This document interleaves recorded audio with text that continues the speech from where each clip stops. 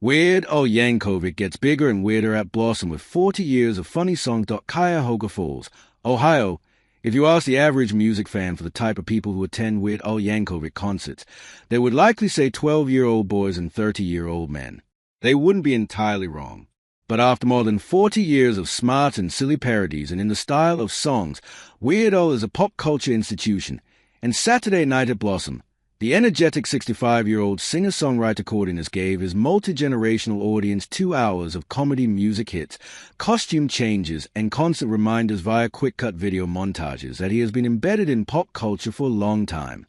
There were still plenty of 12-year-old boys and 30-year-old men, white and nerdy, but also multi-generational families in bright Hawaiian shirts and curly wigs, couples, friend groups in gangster Amish get-ups, and various other visual cues and references from Yankovic's storied and unlikely career as the most successful comedy musical artist ever. The bigger and weirder show mixed Yankovic parodic and in the style of hits interspersed with many video clips, covering the frequent costume changes, many of which included his entire 8-piece band costume as Amish folk for Amish Paradise, or wearing yellow jumpsuits and energy domes and doing herky-jerky moves to the devil-inspired Dare to be Stupid. The bigger and weirder intro film featured an oversized Weird Al digitally inserted into a 50s-era giant monster horror movie. The music began with Tacky from Yankovic's ostensibly final album Mandatory Fun, which debuted at #1 on the Billboard chart in 2014. The parody of Pharrell Williams' global hit Happy found Yankovic singing the lyrics about a tacky person doing tacky things. Wear my belt with suspenders and sandals with my socks while walking through the Blossom backstage area, before entering through the excited crowd to the stage. In addition to the direct song parodies, among Yankovic's talents are matching completely disparate music styles and genre pastiches with mundane or silly subject matter.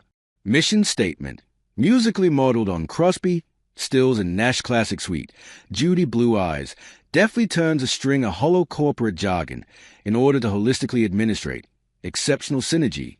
Will set a brand trajectory using management philosophy into a lovely 3-part harmonized hippie folk rock jam performed well by his 8-piece band.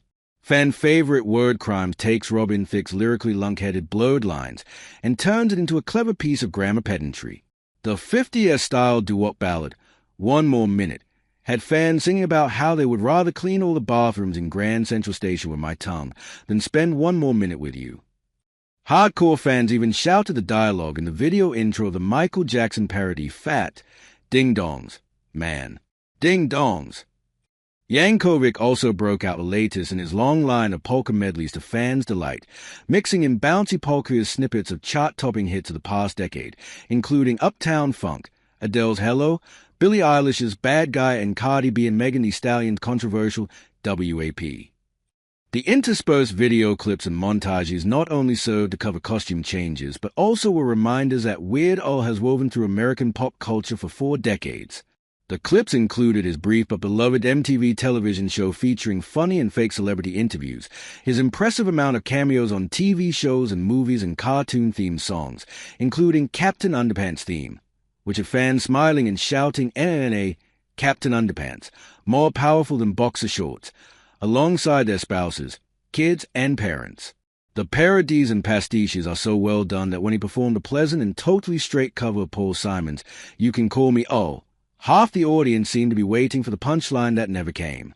Following a short film parody of the chair-throwing scene from Whiplash, the opening set ended with a heavy-duty rap two-for, white and nerdy, with Yankovic rocking his straight-outta Linwood shirt and a sing-along Amish Paradise. The show wound down with a stage full of stormtroopers and a slightly too short Darth Vader for the American Pie parody The Saga Begins and the Kinks' Lola parody Yoda, both of which became huge sing-alongs underneath the shedding out on the quite full lawn.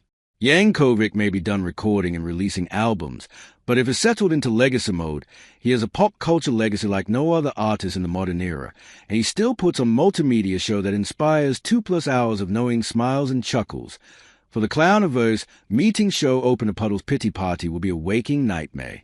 Puddles, a bald, 6 feet 8 inches clown in ghostly white grease paint, wearing a white clown jumpsuit, white fingerless gloves, and black nail polish, is an objectively terrifying sight even for folks who are generally fine with clowns. But his 9-song set mixing silent mime-style comedy, oddball short films, audience participation, and odd covers and comedy tunes was very entertaining, funny, and certainly different. Puddles pulled an elementary school-age fan from the crowd. Who wants to help the clown?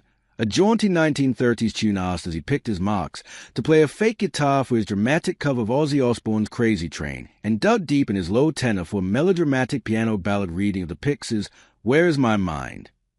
Another clown helper, an eager, gray-headed man, was roughly adorned in a cheap tequila bottle costume for a near-operatic take on the Los Lobos song Estoy Senta du Aqui. Puddles also broke out a very fake triple-neck guitar for the solo of his cover of Little Roger and the Goosebump Stairway to Gilligan's Island parody, matching the music from Stairway to Heaven with the lyrics of the theme from Gilligan's Island, as clips from show and the 90s film Waterworld were shown on screen. Puddles is also apparently obsessed with Kevin Costner, evidenced by the Waterworld clips, and his torch ballad take on My Heart will go unsung to clips and photos of the Oscar-winning actor as fans wave their phone lights in solidarity. While we still wouldn't want to bump into Puddles in a dark alley on a dark night alone, from the stage, his act fits right in with Weird Al's clever and chaotic charms.